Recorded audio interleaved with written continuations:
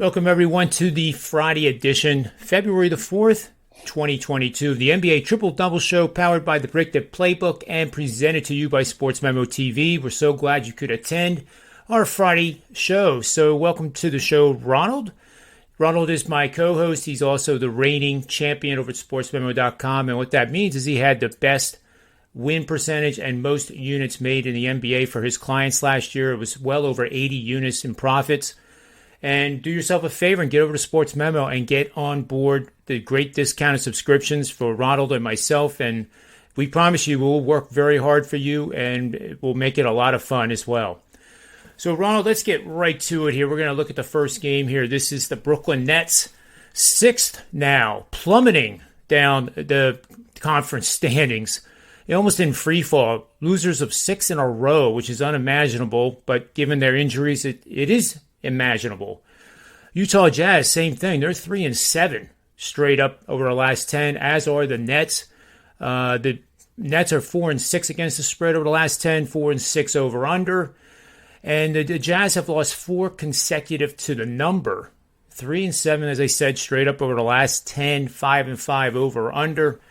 Utah is 10 games over 500. Despite these losing ways, they're 4.5-point home favorites against Brooklyn, who's trying not to go 0-5 on this 5-game road trip. Brooklyn does have excuses for the losing. LaMarcus Aldridge is out with an ankle injury. He's not expected back till mid-February. Kevin Durant is out till at least late February.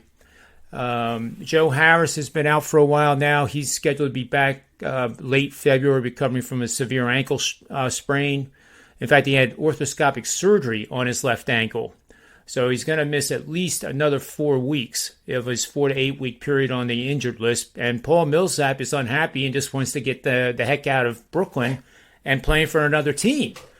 It just sounds like it's a dysfunctional situation right now for Brooklyn. Utah is without Rudy Gobert, and it's showing. And he means as much to that team as Joel Embiid means to the Sixers. So where do you see an opportunity here? Because I am truly, honestly on the fence here whether to back either one of these teams.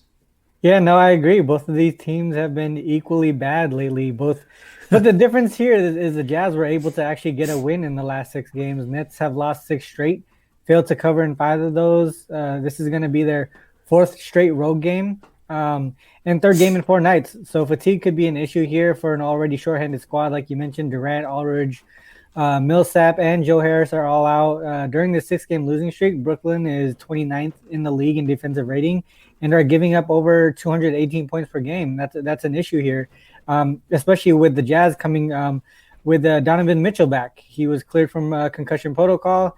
I know they're finally coming off a win after losing 5 straight games, and in the last 6 games they're actually in the bottom 10 in offensive and defensive rating. But Donovan Mitchell is a big boost here. He's probably not as big of an impact as Gobert is to the squad, but both their offensive and defensive rating do improve by close to 5 points each with Mitchell back in the lineup. So that is a big boost.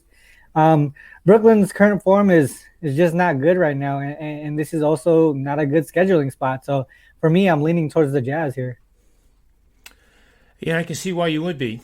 I certainly wouldn't want to lose money on either team given their situation, but if I'm going to back a team, it has to be Utah for the reasons you said. I'm leaning a little bit over the total here, just based on the fact that you said the 3rd game in 5 nights and the 3rd consecutive road game of this 5-game road trip. So I think fatigue will be an issue, and I think that does portend to an over result. Brooklyn is 28-14 when facing teams that are allowing less than 108 points per game in games played over the last 2 seasons. Utah is 36-20 when playing against a team with a winning record over the last 2 seasons, and that's an over record. And Utah is also 56-42 to the over, facing passing teams that are averaging 23 or more assists per game over the last 2 seasons. And that's one thing that Brooklyn still does well. They do move the ball around, and they get a lot of field goals made with an assist included. So I'm going to lean over for now, and you're leaning Utah, I believe, right? Yeah. All right, that's game number one. Now game number two gets a little more interesting, I guess. We have the Philadelphia 76ers coming off a shocking defeat to the Washington Wizards in a game I just couldn't see them losing. Yeah. So I was definitely wrong on that one. But the 76ers are still 7-3 straight up. They're 5-5 against the number 4 and 6 over under. And they've been alternating ATS wins and losses. So they last 10, they've gone ATS win, ATS loss, ATS win. They keep going back and forth, and they haven't won or lost 2 consecutive against the spread in quite a while now. So they're coming off the ATS loss. I would think I got to lean again on the Sixers here. They're actually getting 1.5 points on the road against Dallas. As long as they're at Pick'em or the dog, I'm definitely already leaning that way. Mm-hmm. Porzingis is out for Dallas, and it would have been fun to see that matchup with Embiid, being guarded by Porzingis. I think personally, my observation would have been it would have been a joke. Nobody's defending Embiid right now.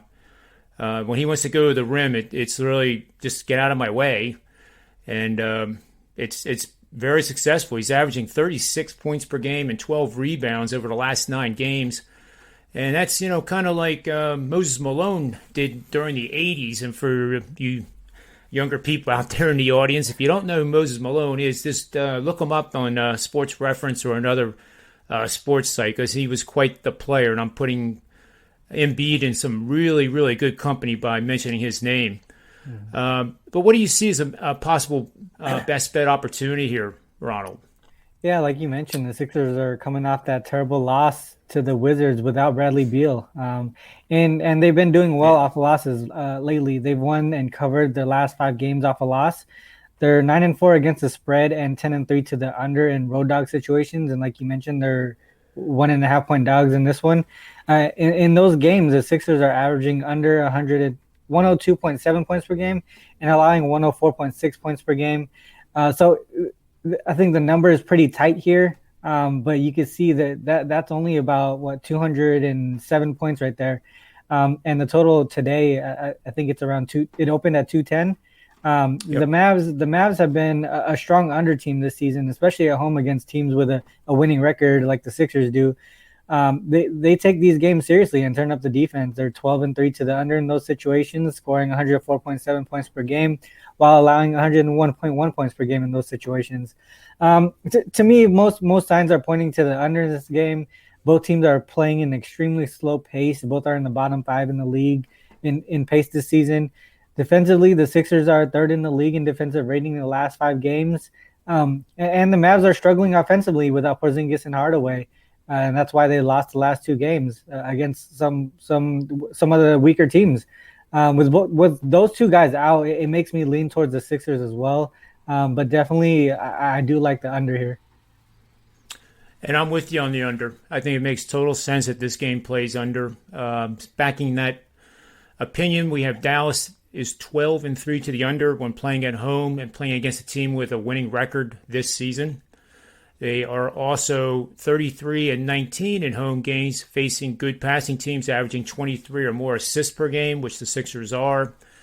Philadelphia is 17-7 under when playing against a team with a winning record this season, and 16-6 in road games, facing teams that are attempting 24 or fewer free throws per game in the second half of each of the last 2 seasons. So, Dallas does not get to the line very much, and that is one of the reasons why Philadelphia has done well against those types of teams going under the totals. So I agree with you, Ronald. Let's move over to the last game here, and this is another head-scratcher. We have it really is. The Trailblazers are looking to avenge a Monday loss to the Thunder. I have a written article with detailed analytics and matchup analysis over on SportsMemo News, so make sure you check that out, folks.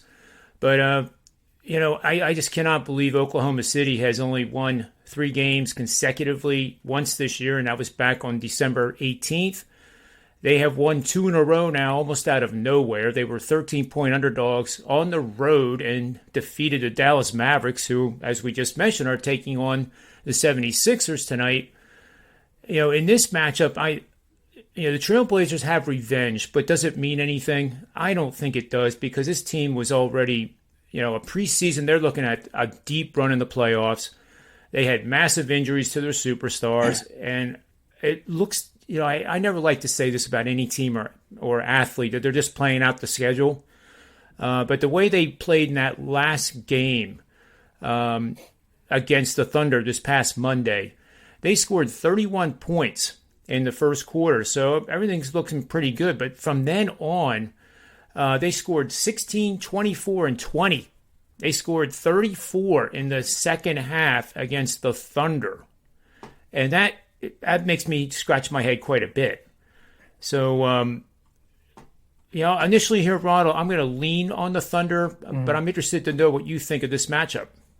Yeah, this one's a tough one. Especially for the Thunder here. One of my buddies, Austin Wang, he sent me a message yesterday about the travel issues out of Dallas for them because of the weather out there. That's something that could affect their game mentally, especially because these guys get into rhythm when they do the travel, and when they don't leave when they're supposed to and get to their destination later than they're supposed to, it really messes with their rhythm there.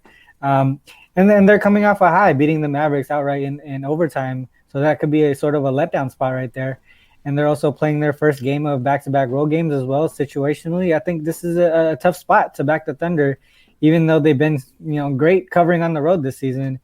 Blazers, on the other hand, they're on a 3-game losing streak, and this is their first game back home off a 4-game road trip. And this is sort of a bad spot for them too. This is the first game of back home games for them. They got the Bucks tomorrow in town, so possible look ahead. But at the same time, one thing to think about here, even though they're 21-31 on the season, somehow they're only 5 games behind in 8th place in the Western Conference standings. So they do still have a shot, to make the playoffs this late in the season. So it's possible they don't really make this a look-ahead spot because it's an important win for them. I do think that the Thunder travel issues might be affecting them here, and along with the letdown spot, could be enough to fade the Thunder here. The one thing to worry about, though, is 7.5, I think, is the line here, right? 7.5. Yep. I think it's going to be pretty tight. It's really tough to back a Blazers team with that type of, large line there against anybody. So I'm really torn here. But to me, I think I would lean towards the Blazers.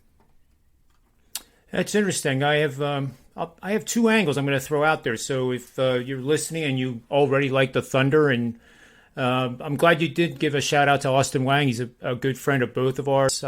We need to get him on a show is what we need to do. We need to get him on Manny's Pub again, and that would be a blast. But that's great information about the travel, because you're absolutely right. Then when they're used to a routine and that routine gets unsettled and you're sitting on the tarmac, or you have to go get de-iced in order to take off, it does disrupt the flow. It makes it tough. Think about it. You fly in a jet from Oklahoma City to Portland, and imagine yourself getting off that jet, and then say 4 hours later you got to be on the court at your shoot around. Yeah, it's a grind, and a lot of fans don't really understand how that happens. It is a real physical grind for these guys at times. But supporting Portland, there's a good one here for 71% winners over the last 5 seasons, and play on favorites after that favorite has gone under the total by 30 or more total points in their last 3 games, and is just a modest losing team with a win percentage between 40 and 49% on the season. And with that team playing a losing record team, which the Thunder obviously are, that's gone 70-26, 71% winners last 5 seasons. That supports Portland. However, for those that like the Thunder, and that 7.5, that's what keeps me off of Portland. But then I think the travel, and then I get off of Oklahoma City. So I might pass on this game, but nevertheless, supporting Oklahoma City is you're going to play on road underdogs of 3.5 to 9.5 points, and a team that is just absolutely ice cold. They've lost 15 or more of their last 20 games straight up, and they're facing an opponent that has lost 4 or 5 of their last 6 games. So we have 2 teams struggling, but the one, Oklahoma City, that is the more struggling team, comes out 48-19 with 1 push for 72% winners over the last 5 seasons. So I don't know. After saying those 2 things, Ron, I'm ready to just flip a coin and put pizza money on it, maybe. I just have no clue on this matchup, and to be totally honest with everyone. Let's see if we can come up with a best bet or 2 for the show. I think the under in the Sixers game, and I'll mention my in-game strategy. So what I will do with this game is I will bet 50% of my normal bet size pre-flop, which means before the tip-off. And right now it's 211.5 points. Then what I'm going to hope for is that they get out to a pretty fast start, both teams, and all of a sudden you see a 216.5. I'll add the other 50% at 216.5. So that's my personal best bet for the show. And I'll turn it over to Ronald for his thoughts. No, I agree with you. I think out of all the games that we mentioned, that Sixers-Mavs is where we agree. I think the under is the play there. All right. Well, there you have it. We are on the under tonight as the show best bet in the Philadelphia 76ers visit to the Dallas Mavericks. And hopefully the Sixers will have safe travels and won't get held up in Philly. I don't know what the answer is to that, but it just went into my head that they are flying into Dallas, which is not good weather conditions right now, folks. Mm-hmm. But anyway, thank you for your time, Ronald. Thanks to everyone for watching this show. And on behalf of SportsMemo TV and the Predictive Playbook platform of shows, always remember, bet with your head, not over it, and may all the wins be yours.